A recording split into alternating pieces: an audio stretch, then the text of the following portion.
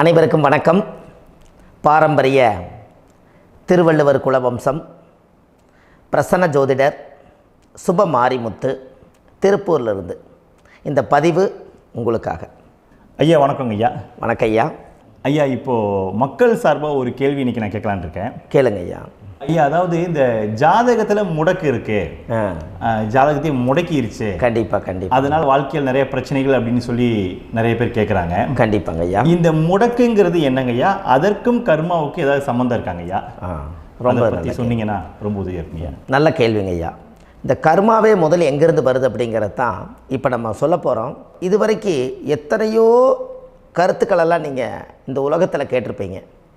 ஆனால் இந்த பதிவில் நீங்கள் பொறுமையோடு இந்த கருத்தை ஒரு இனிமையோடு நிதானமாக கேட்டிங்கன்னா உங்களுடைய ஊழ்வினை கர்மா எங்கிருந்து உருவாச்சு, இதனுடைய இந்த கர்மானால் நாம் என்ன கஷ்டப்படுறோம், நாம் இந்த பூமியில் பிறக்கிறதுக்கு என்ன வரம் வாங்கி வந்தோம், நம்ம பாவ புண்ணியமெல்லாம் ஜாதக கட்டத்தில் போய் எப்படி எடுக்கிறது, நம்மளுடைய தோஷம்னு சொல்கிறோமே அந்த தோஷம் எப்படி கிரியேட் ஆகுது, நம்ம இந்த பூமியில் பிறக்கும்போது கொண்டு வந்த கர்மாவா, இல்லை கடவுளே நம்மளுக்கு ஒரு தண்டனையாக கொடுத்த கர்மாவா, இல்லை நம்ம இந்த பூமிக்கு வந்ததுக்கு அப்புறம் செய்த கர்மாவா, இது எல்லாத்தையுமே நம்ம பொறுமையாக கேட்கணும்னா கண்டிப்பாக இந்த பதிவை நீங்கள் பொறுமையோடு கேளுங்க.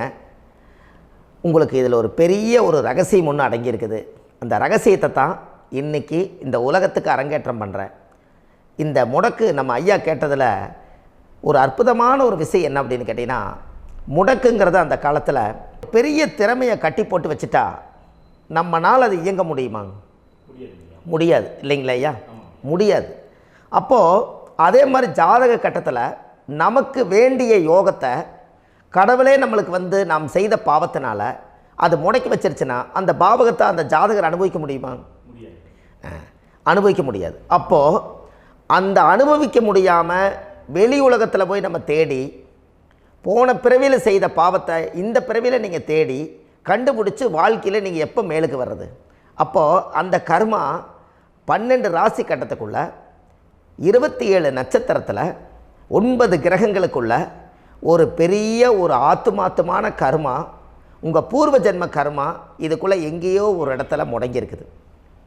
இந்த முடக்க மட்டும் உங்கள் ஜாதகத்தில் நீங்கள் கண்டுபிடிச்சிட்டிங்கன்னா ஹைலைட்டாக வாழ்கிறதுக்கு, இந்த உலகத்தில் சுதந்திரமான வாழ்க்கை வாழ்கிறதுக்கு ஒரு மிகப்பெரிய பொக்கிஷம் உங்கள் ஜாதகத்துக்குள்ளேயே இருக்குது. அப்போது அந்த ஜாதகத்துக்குள்ளே நாம் போன பிறவியில் நம்ம கர்மா நாம் என்ன செய்திருப்போன்னு உங்களுக்குள்ளே பெரிய குழப்பம் இருக்கும். என்னங்க ஐயா, நீங்கள் என்ன கர்மா பண்ணிட்டு வந்தீங்க, நாம் போன பிறவியில் நம்ம யாரை ஒரு வதச்சோம், யாரை நம்ம மனசை புண்படுத்தினோம், நம்ம தாத்தாவுக்கு சோறு போட்டோமா, நம்ம பாட்டனுக்கு சோறு போட்டோமா, நம்ம முப்பாட்டனுக்கு சோறு போட்டோமா, நம்ம கொள்ளுப்பாட்டனுக்கு சோறு போட்டோமா, அப்போ நம்ம அப்பாவுக்கு நம்மளை பெற்றவருக்கு நம்ம சாப்பாடு கொடுத்தோமா, இவங்களுக்கெல்லாம் நம்ம சேவை பணிமடைகள் செஞ்சோமா, நம்மளுடைய உறவுகளுக்கெல்லாம் அரவணைச்சு போனோமா, நம்மளுடைய இந்த மாதிரி நாம் இரத்த சம்பந்த உறவுகளை இருந்து தான் இந்த உலகத்துக்கு நம்ம வெளியில் வந்திருப்போம். அப்போது வெளியில் நீங்கள் நிற்கிறீங்க, அப்படியே மேலே போய் பார்த்தீங்கன்னா ஒரு 7 தலைமுறையில் ஒவ்வொருத்தரும் செய்த கர்மாவெல்லாம் நம்ம பிளட்டு ரிலேட்டிவாக இப்போ நீங்கள் கரண்ட்டில் இருக்கிறவங்க கிட்ட தான் டெபாசிட் பண்ணியிருக்கோம். அப்போ இது தெரியாமல் நாம் ஜாதகத்துக்குள்ளே போய் தசாபுத்தி நல்லா தனுங்க இருக்குது, நான் ரொம்ப கஷ்டப்படுறேன், என் ஜாதகத்தில் போய் பார்த்தேன் எல்லா கிரகங்களும் நல்ல வலிமையாக இருக்குன்னு தான் சொன்னாங்க, ஆனால் இன்னும் என்னுடைய கடன் அடையலை, இன்னும் என்னோடய கர்ம தீர்ந்த மாதிரியே தெரியல, எனக்குள்ளே ஒரு தாட்டு என்னமோ நான் ஒரு பின்தங்கின வாழ்க்கையிலே வாழ்ந்துட்டுருக்கேன் அப்படின்னு நீங்கள் சொல்லும்போது, அப்போ இதையெல்லாம் தாண்டி ஒரு கர்மா உங்களுடைய ராசி கட்டத்துக்குள்ளே எங்கேயோ ஒரு பக்கத்தில் ரகசியமாக புதைஞ்சிருக்கு. அப்போது அந்த ரகசியமாக புதைஞ்சிக்கக்கூடிய அந்த முடக்கு தான் இன்றைக்கி இந்த உலகத்துக்குள்ளே நீங்கள் தெரிஞ்சுக்கக்கூடிய விஷயம். அப்போ அந்த முடக்குங்கிறது ஒன்று உண்மை. இந்த உலகத்துக்கு நம்மளை எல்லாத்துலேயும் நல்லா யோசிச்சு பாருங்கள். 12 ராசி கட்டம் இருக்குதுங்களா ஐயா? ஆமாங்க ஐயா. ஆனால் கிரகம் எத்தனை இருக்குதுங்க? 9 தான் இருக்குங்க ஐயா. ஆமாம், 12 ராசிக்கு 12 கட்டத்துக்கு 12 கிரகம் கொடுத்துருக்கலாமல்ல கடவுள். அப்போ ஏன் 3 கட்டத்தை மட்டும் எம்டி பண்ணி மீதி 9 கிரகத்தை வச்சுக்கிறாருன்னா, அப்போ நாம் செய்த 3 தலைமுறை கர்மாவுக்கு அது எந்த கட்டம் பிளாக் ஆகுதோ அந்த கட்டத்துக்குள்ளே ஏதோ ஒரு ரகசியம் இருக்கிறனால தானே எங்கேயோ ஒரு பக்கத்தில் நீங்கள் கண்டிப்பாக கர்மாவில் மாட்டுவீங்கிறது கடவுளே படைச்சு தானே இதை உருவாக்கியிருக்காரு. 12 ராசிக்கு 12 கட்டம் கொடுத்துருந்தா எங்கே நீங்கள் சுற்றி வந்தாலும் ஏதோ ஒரு வீட்டுக்குள்ளே போய் உட்காந்துக்கலாம். ஆனால் ஒரு வீடு சுத்தமாக இருக்குது, ஒரு வீட்டில் 4 கிரகம் இருக்குது, ஒரு வீட்டில் 3 கிரகம் இருக்குது, ஒரு வீட்டில் 5 கிரகம் இருக்குது, ஒரு 3 வீடு 4 வீடு காலியாக இருக்குது. அப்போ எங்கேயோ ஒரு ராசி கட்டத்துக்குள்ளேயே கடவுளுடைய கர்மா விளையாட்டு, அது ரகசிய விளையாட்டு தான். அப்போது இந்த இடத்துல தான் உங்கள் ஜாதகத்தில் முடக்கு இருக்குது. இந்த முடக்கை நீங்கள் எப்படியெல்லாம் அதை ஆராய்ச்சி பண்ணி கண்டுபிடிக்க முடியும் அப்படிங்கிற ஒரு விஷயத்தை தான் இன்றைக்கி நம்ம இந்த உலகத்துக்குள்ளே இதை நுழைக்க போகிறேன். இப்போ அப்பா செய்த பாவம்னு ஒன்று இருக்குமில்லங்க ஐயா, நம்ம அறியாத வயசில் தெரியாதில்ல, அப்பா செய்த பாவம்னு இருக்கும். அப்பாவுடைய சொத்து பிள்ளைக்குத்தானா, அப்பாவுடைய பாவம் பிள்ளைக்குத்தானே, என்னங்க ஐயா? சரி, அப்போ தாத்தா இருக்கிறாரு, தாத்தாவுடைய கர்மா உயிர் எங்கே எழுதி வைக்கிறாருங்க? அப்போது மகனை விட்டுறாரு. அப்போ தாத்தா மாதிரியே முகம் இருக்குது, தாத்தா மாதிரியே அவருடைய நடை உடை பாவனை இருக்குது, அவர் தாத்தாவுடைய ஜீனு தான் அப்படின்னு இவர் சொல்லும்போது, அப்போ தாத்தாவுடைய சொத்து பேரனுக்கு சொந்தம்னா தாத்தாவுடைய பாவம் எங்கே போகுங்க? Very good. அப்போ அப்போது இந்த கர்மா எப்படி டிரான்ஸ்ஃபர் ஆகுதுன்னு உங்களுக்கு தெரியுதா? அப்போ நீங்கள் போன பிறவியில் அந்த தாத்தாவுடைய பேரனை நீங்கள் பிறக்கிறதுக்கு கர்மம் உங்களை செயல்பட வச்சுருக்குது. அதனால் நீங்கள் தாத்தாங்கிறீங்க. அதனால் அந்த கௌரவமாக எங்கள் தாத்தா சம்பாரித்த சொத்து நான் தான் அனுபவிக்கணுங்கிற விதியை நீங்கள் உருவாக்கிறீங்க. அப்போது இந்த ஜாதகத்தில் அந்த ஊழ்வினை தோஷந்தான் ஏதோ ஒரு வழியில் உங்களை கர்மாவை செயல்படுத்துது. அதனால தான் இந்த ஜாதகத்தில் எந்த ஒரு முடக்கை எடுக்கிறதா இருந்தாலும் சூரியன் என்ற நட்சத்திரம் எதுவோ அந்த நட்சத்திரத்துக்கு எந்த வீடு முடக்காகுதோ அங்கே தான் உங்களுடைய கர்மா ஒளிஞ்சிருக்கும். இதுதான் உங்களுடைய பெரிய ஒரு பொக்கிஷமான ரகசியம்.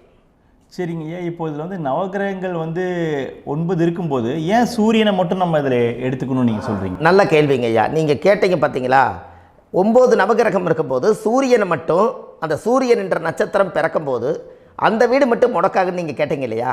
இதுதான் அற்புதமான கேள்வி. ஏன் அப்படின்னு கேட்டிங்கன்னா, சூரியன் அப்பாவோட உயிர் கரு போய் அம்மாவுடைய பனிக்கூடத்தில் கர்ப்பத்தில் வச்சு 10 மாதம் 300 நாள் சுமந்து நீங்கள் இந்த பூமிக்கு வெளியில் வரும்போது நீங்கள் என்ன பாவத்தை இவங்க விதைச்சாங்களோ அந்த கர்மாவை வாங்கிட்டு தான் நீங்கள் வெளியில் பிரசவமாகறீங்க. இதுதானே?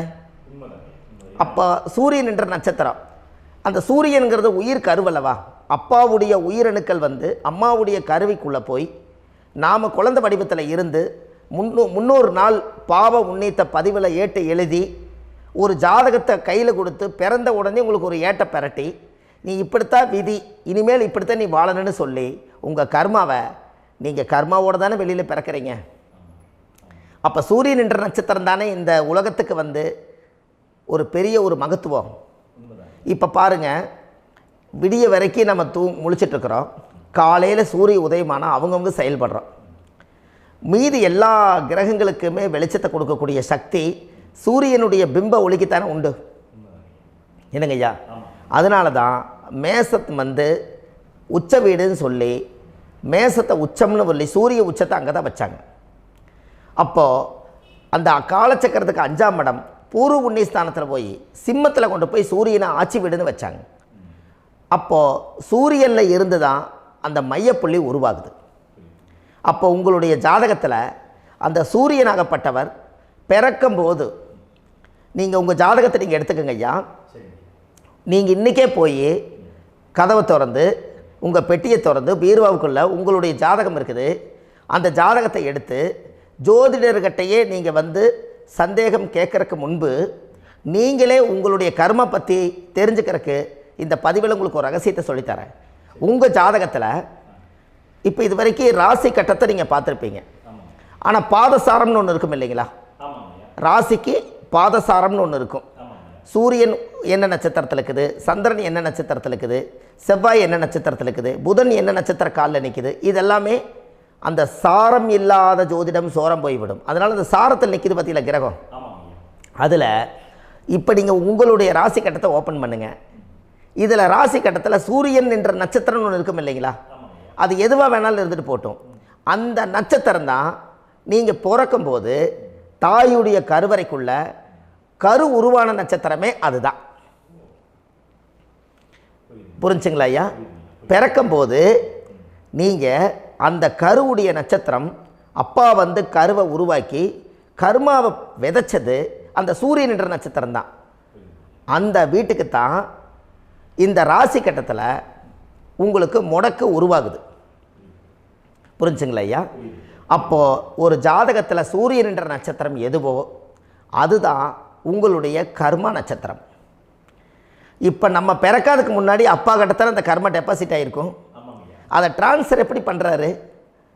அவருக்கு ஒரு கல்யாணம் வச்சு அவர் குடும்ப வாழ்க்கையில் வாழ்ந்து நம்மளோட உயிர் கருவை கொண்டு போய் ஊராம் பொண்ணை கல்யாணம் பண்ணி பொண்டாட்டின்னு எடுத்துக்கொண்டு அந்த பொண்டாட்டிங்கிற உரிமையாகி இவருடைய உயிர் கரு உருவாகி வாரிசுகள் வெளியில் வருது.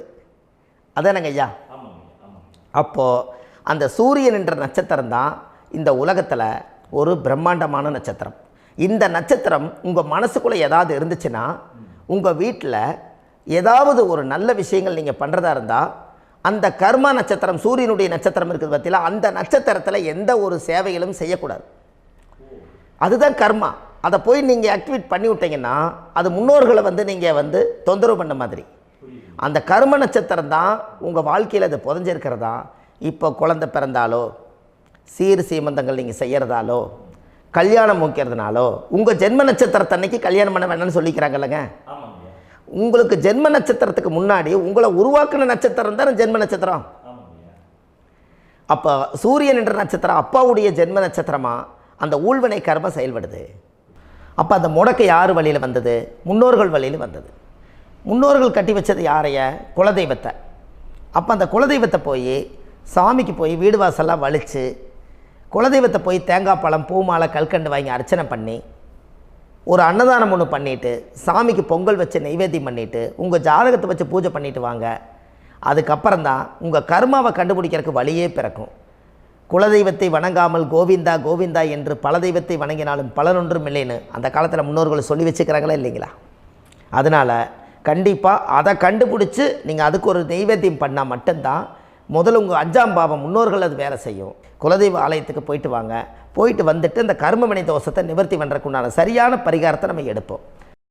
அப்போது உண்மையாலுமே ஒரு ராசி கட்டத்துக்குள்ளே இந்த மாதிரி ஒரு அந்த கர்ம தோஷம் இருப்பதனால இந்த கர்மா தோஷத்துக்கு அந்த முடக்க தோஷங்கிறத நீங்கள் எடுத்து அதை கண்டுபிடிச்சி அந்த சூரியன் என்ற நட்சத்திரம் எந்த ராசி கட்டத்தில் போய் முடக்காயிருக்குதோ அந்த முடக்கு எந்த பாவகம் வந்து நம்மளுக்கு லாக் ஆகிருக்குதோ அந்த பாவகத்துக்கு உண்டான பரிகாரங்கள் அதுக்குரிய ஸ்தலங்கள் அந்த கோவில்களில் போய் சுவாமிக்கு தேங்காய் பழம் பூமாலை கல்கண்டு வாங்கி அர்ச்சனை பண்ணி நீங்கள் அந்த கோவிலுக்குள்ளே போய் உட்காந்து சாமி கும்பிட்டு வந்தீங்கன்னா உங்களுடைய ஜாதகத்தில் இருக்கக்கூடிய அந்த முடக்கு தோசை நீங்கி வாழ்க்கையில் நீங்கள் எதை சாதிக்க வந்தீங்களோ அந்த சாதனையை நீங்கள் சாதிச்சிட்ருப்பீங்க.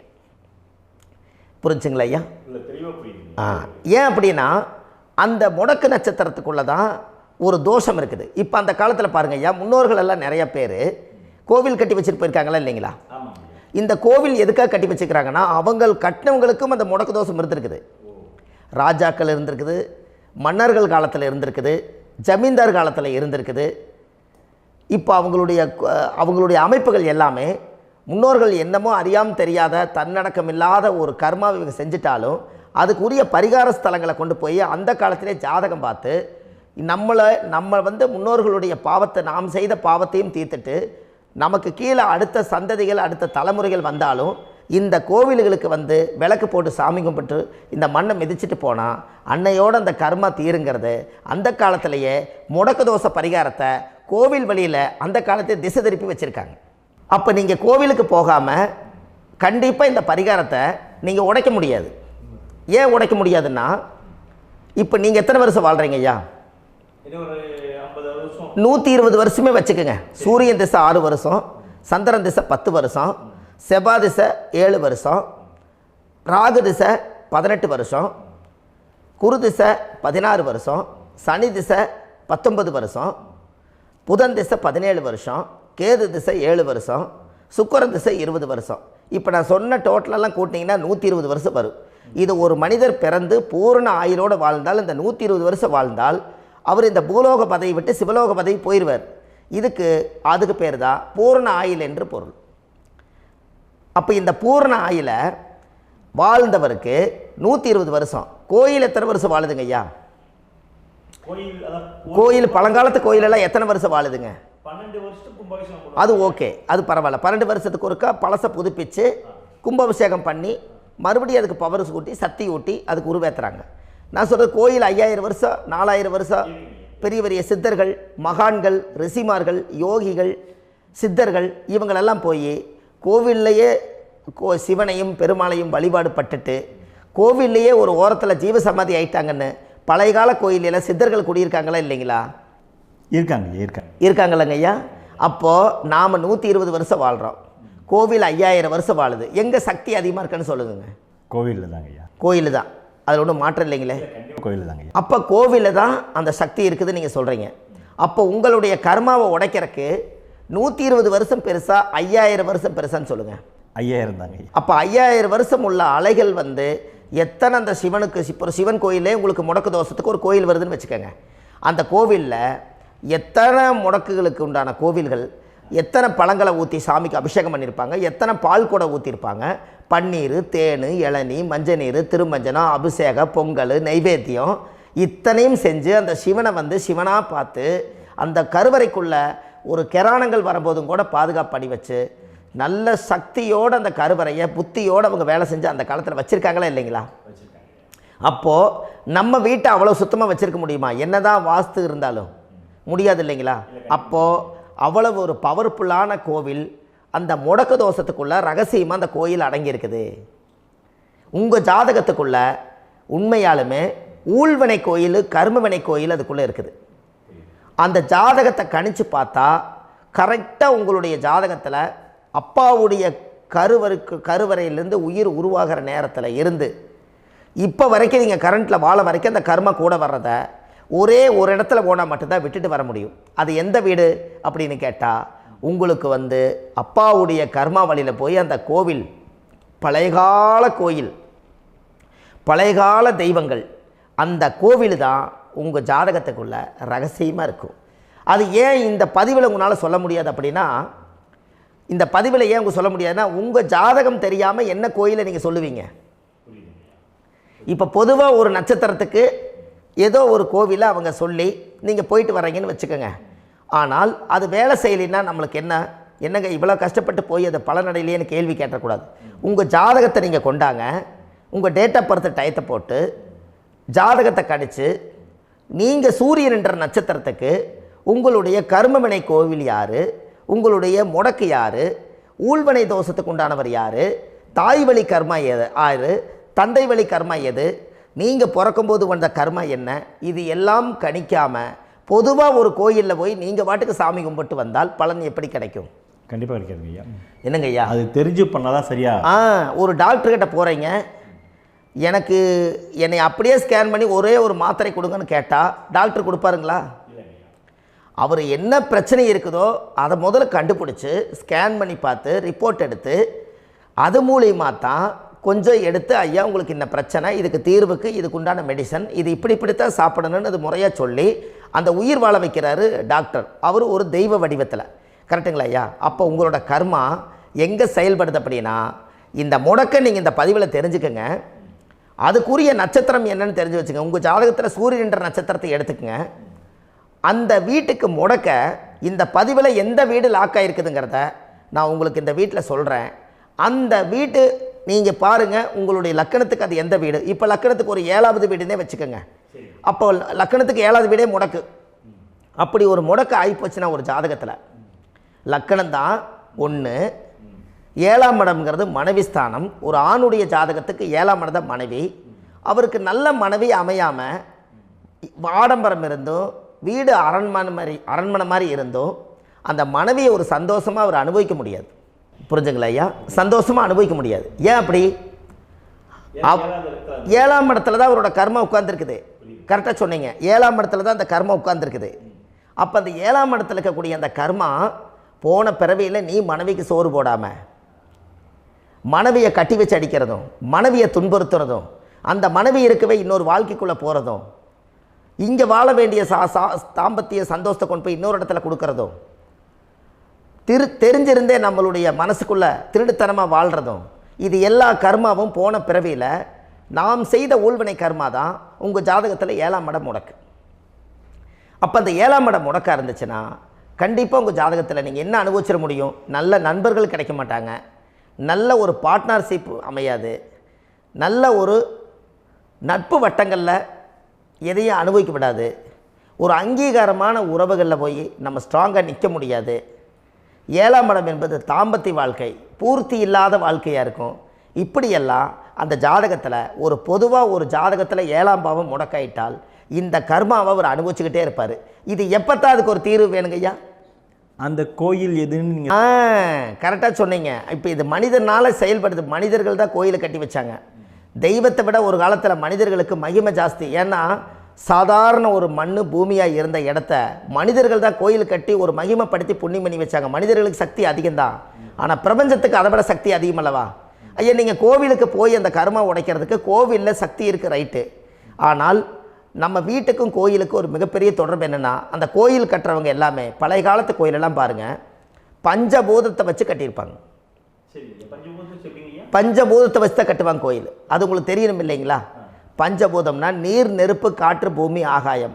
இந்த பஞ்சபூதத்தினுடைய சக்திகள் எல்லாம் ஒரே நேர்கோட்டுக்கு என்னைக்கு வருதோ அன்னைக்கு தான் அந்த கோவிலுடைய பாலக்கால் போட்டு 1000-2000 வருஷம் நிலச்சி நிற்கிறது. காரணம், இந்த பிரபஞ்சத்தில் பஞ்சபூதம் எப்படி நிலச்சி நிற்குதோ அதுபோல் 5000 வருஷம் நிற்கிறதுக்கு அந்த பஞ்சபூத சக்தி வச்சு தான் சாமி சிலையை பிரதிஷ்டை பண்ணி வச்சுருப்பாங்க. அதனால தான் இந்த கோயில்கள் எல்லாம் 5000 வருஷமாயும் எத்தனையோ கிராணங்களை எல்லாம் தப்பிச்சிருக்கிறதுக்கு காரணம். அப்பேற்பட்ட புண்ணிய ஸ்தலம் உங்களுக்கு எதுன்னு தெரியணும் அல்லவா? என்னங்க ஐயா?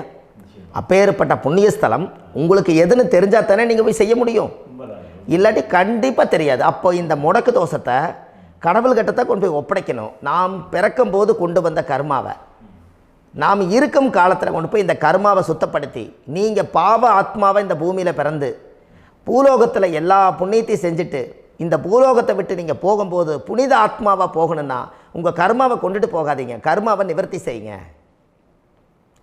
என்னங்க ஐயா? அப்போ கர்மாவை சுத்தப்படுத்துங்க. கர்மாவை சுத்தப்படுத்திட்டு உங்களுக்கு பிறக்கிற குழந்தைகளுக்கு அந்த கர்மாவை டிரான்ஸ்ஃபர் பண்ணாமல் உங்களோட நில் பண்ணுங்க. ஒரு உதாரணம் சொல்லட்டுங்களா ஐயா? ஒரு காந்தம் ஒன்று இருக்குது இல்லைங்களா? ஒரு காந்தம்ங்கிறது ஒரு தாத்தாவாக வச்சுக்கோங்க. ஒரு இரும்பை கொண்டு போய் வச்சா ஒட்டு மோட்டாதா? அப்போ ஒட்டுனோடனே காந்தம்ங்கிறது தாத்தா, அவருக்கு பிறந்த வாரிசுக்கு அந்த கர்ம டிரான்ஸ்ஃபர் ஆயிருமா? சரி, இன்னொரு இரும்பை கொண்டு போய் வைங்க, ஒட்டு மோட்டாதா? அப்போ அது பேரனுக்கு வைங்க, பேரனுக்கு வந்துருச்சு அந்த கர்மா. இன்னொரு இரும்பை கொண்டு போய் வைங்க, அந்த காந்தத்துக்கு நேர் இன்னொன்று வைங்க, ஒட்டு மோட்டாதா? அப்போ அதை கொண்டு போய் நம்ம கொள்ளு பேரனுக்கு வைங்க. இப்படியே டிரான்ஸ்ஃபர் ஆகி தலைமுறையாக இந்த கர்மா தொடர்ந்துக்கிட்டே இருக்குது. இந்த இடத்துல கொண்டு போய் காந்தத்துக்கு இரும்பு ஒட்டிகிட்டே இருக்குதுல்ல, இந்த இடத்துல ஒரு மரக்கட்டை செஞ்சு கொண்டு போய் கரெக்டாக வச்சுக்கினே போட்டுமா? அந்த மரக்கட்டையை கொண்டு போய் வைக்கிறவர் யார்? மரக்கட்டை வச்சுட்டு அடுத்த வாரிசு புனிதமாக பிறந்துட்டு அந்த மேலே இருக்கிற கர்மாலாம் இந்த அடுத்த இதுக்கு வராதில்ல. இதுதாங்க ஐயா கர்மா. தொடர்ந்து வரக்கூடிய கர்மாவை அதை நில் பண்ணணுங்கிறதுக்கு பேர் தான் இந்த உதாரணத்தை சொன்னவங்களுக்கு. அப்போ நாம் இந்த பூலோகத்தில் நம்ம ஒரு தாயுடைய கருவறையில் இருந்து தொப்புள் கொடி அறுக்கும் நேரம் நாம் என்ன கர்மாவை வாங்கி வந்திருந்தாலும் அதையெல்லாம் ஆராய்ச்சி செய்து ஜாதகத்தில் முழுமையாக கண்டுபிடிச்சி ஒரு காலம் இல்லைனாலும் ஒரு காலம் நம்ம நல்லா இருக்கிறதுக்காக, நம்ம வாரிசுகள் எல்லாம் நலமடைஞ்சு வளமடைஞ்சு வர்றதுக்காக இந்த கர்மா தோஷத்தை கரெக்டாக கண்டுபிடிச்சி சரியான கோவிலுக்கு போய் நீங்கள் கர்மாவை நிவர்த்தி பண்ணி அங்கே பூஜை புனஸ்தானங்கள், சகசரநாம பூஜைகள், ஓமங்கள், வழிபாடுகள் இதெல்லாம் நீங்கள் செஞ்சு உங்களுடைய பாவத்தை எல்லாம் கழித்து உங்கள் ஜாதகத்தவே யோகமாக மாற்ற முடியும். கண்டிப்பாக மாற்ற முடியும். ஏன்னா நம்ம யாரை நம்பி செய்கிறோம்? சரியான கடவுள்கிட்ட வழிகாமிக்க போகிறோம். அப்போ கடவுள் பொய்யாயிருவாரா? ஐயா நம்ம அதாவது அந்த காலத்தை சொல்லுவாங்க, சத்தியுள்ள சாமி கும்பிட்டு புத்தி உள்ள உள்ளே பெக்கணும்னு சொன்னாங்க. 16 வதபதன்னு பெக்கலை, எல்லாம் அறிவோடு பெற்றாங்க. அதனால் எல்லாமே தாய் தந்தைகள் பேச்சை கேட்டாங்க. அன்றைக்கி எல்லாருமே தாய் தந்தைகளுக்கு தூணாக நின்னாங்க. அப்போ அந்த காலத்தில் சத்தியுள்ள சாமி கும்பிட்டு புத்தி உள்ள உள்ளே பெக்கணும்னு சொல்லி அன்றைக்கி அறிவோடு பெற்று இந்த கர்மாவை ஆளுக்கு ஒரு கர்மாவை டிரான்ஸ்ஃபரை பிரித்து எல்லாரும் சுத்தப்படுத்தினாங்க. இன்றைக்கி நம்ம ஒரு குழந்தை 2 குழந்தை பெற்று வச்சுருக்கோம். அவங்களுக்கே இவ்வளவு கர்மா வந்துருச்சுன்னா இந்த குழந்தைகளுக்கு என்னைக்கு இந்த கர்மாவை போய் கண்டுபிடிச்சி நீங்கள் எப்போ சரி பண்ணுவீங்கன்னு. அப்போ இந்த வாழ்க்கையில் ஏதோ ஒரு பிரபஞ்ச சக்தி நம்மளை அறியாமல் என்னமோ ஒரு இயக்கத்தில் கொண்டு போய் விட்டுருச்சுங்களா? அப்போ இனிமேலாவது இந்த கர்மாவில் இருந்து கண்டிப்பாக நம்ம நிவர்த்தி ஆகணும்னு சொன்னால் இந்த முடக்கு தோஷத்தை யாரெல்லாம் கண்டுபிடிச்சி இந்த ஊழ்வினை கர்மாவில் இருந்து நாம் கருவறையில் சுமக்கும் போது 10 மாதம் நீங்களாம் என்னென்ன நினச்சிருப்பீங்க? அதாவது கருவறைக்குள்ள கருப்பாக ஒரு பிண்டம் இடப்பக்கம் கிடக்கையில் இந்த பூமிக்கு வரும்போது நீங்கள் என்னென்ன நினச்சிருப்பீங்க? இந்த பிறந்ததுக்கு அப்புறம் வந்து தான் அம்மா தெரியுது, அப்பா தெரியுது, தாத்தா தெரியுது, பாட்டி தெரியுது, இந்த உலகத்தில் கண்கொள்ளாத காட்சிகள் எல்லாம் தெரியுது, எல்லாம் தெரியுது. ஆனால் 10 மாதம் உங்கள் வாழ்க்கையில் நீங்கள் இருக்கும்போது நீங்கள் என்னென்னலாம் நினச்சி இந்த பதிவில் இறைவன் கொடுத்தாரோ அதையெல்லாம் அனுபவிக்கத்தான் வந்தீங்க. அதுக்கு இடையில இருக்கிறதான கர்மா. இந்த ஒரு விஷயம் உங்களுக்கு கிடச்சிருச்சுன்னா நீங்கள் எல்லாருமே ராஜயோகமாக பிழைப்பீங்கள்ல. இதில் ஏழை பணக்கார யாரையுமே சொல்ல வரல. அவங்க பிறக்கும்போது புண்ணியத்தை பொறுத்து தான் போன ஜென்மத்தில் நம்ம என்ன புண்ணியங்கள் பண்ணி வச்சோமோ அந்த புண்ணியத்தில் இன்றைக்கி நல்லா வாழ்கிறாங்க. ஒருத்தர் கேட்டார், என் ஜாதகத்தில்ங்க எங்கூட படித்தவர் இடம் வாங்கிட்டார், வீடு வாசல் கட்டிட்டார், தொழில் பண்ணிட்டார், நல்லா இருக்கார், ஆனால் நான் இன்னும் அப்படியே தான் இருக்கிறேங்கன்னு ஒருத்தர் கேட்டார். அதுக்கு ஒரு கருத்து என்னென்னா, டேட் ஆஃப் பர்த் ஒன்று தான், டைம் ஒன்று தானே வச்சுக்கோங்க. அவங்க அப்பா செஞ்ச புண்ணியம் வேறு, நீங்கள் செஞ்ச பாவங்கள் வேறு. அவர் செஞ்ச புண்ணியத்தினால அவருக்கு எல்லாமே முன்னாடி கிடைக்கிது. நீ கர்மாவெல்லாம் கழிச்சிட்டீங்கன்னா பின்னாடி கிடைக்க போகுது. இதில் மற்றவங்களை பற்றி வேற்றுமையாக நினைக்கிறதுல எந்த ஒரு இதுவுமே இல்லை. அப்போ ஒருத்தர் பார்த்து ஒருத்தர் வாழ வேண்டாம். உங்களுடைய சுய அறிவை வச்சு இந்த பூலோகத்தில் இந்த பூமியில் நீங்கள் 4 தெரிஞ்சு நல்ல விதமாக கற்றுக்கிட்டு இந்த உலகத்தில் சிறப்பாக வாழ கற்றுக்குங்க. அதுக்கு அந்த ஊழ்வினை தோஷத்தை கண்டுபிடிங்க. உங்களுக்குன்னு ஒரு முடக்கு இருக்குதுங்கிறத இன்றைக்கி நீங்கள் எழுதி வைங்க. அதை எப்படியாவது கண்டுபிடிங்க, அதை தேடுங்க. ஒரு முறை நீங்கள் ஜாதகத்தை கொண்டு வாங்க. அந்த ஜாதகத்தை கொண்டு வந்து உங்கள் பாவகத்தில் எத்தனாம் பாவம் முடக்காயிருக்குதுன்னு பாருங்கள்.